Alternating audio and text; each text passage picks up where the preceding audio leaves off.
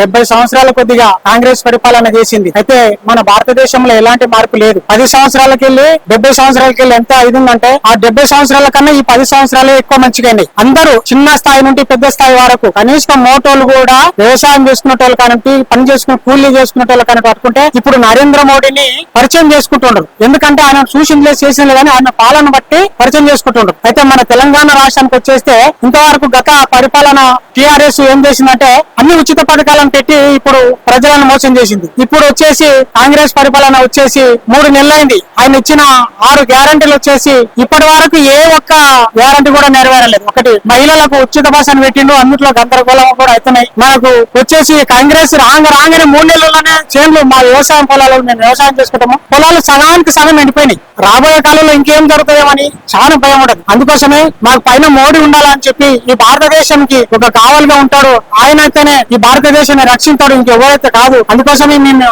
అరనమ్మకు ఓటేసి అత్యధిక మెజారిటీతో గెలిపించుకుంటామని మేము మనవి చేసుకుంటున్నాం.